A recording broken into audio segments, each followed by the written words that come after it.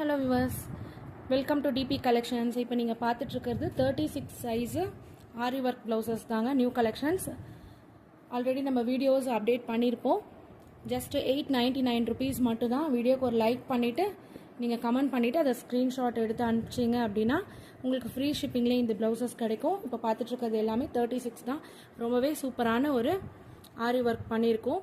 With 38 also உங்களுக்கு same price வந்துடும்.